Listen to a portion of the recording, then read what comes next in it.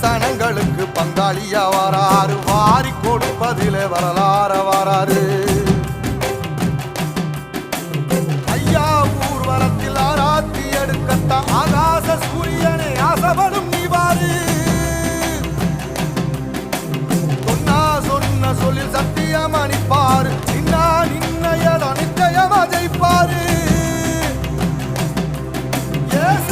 சமுத்திரமே எங்க வீதியில கை வீசி வாரத புத்தவசி ஐயா வாராரு.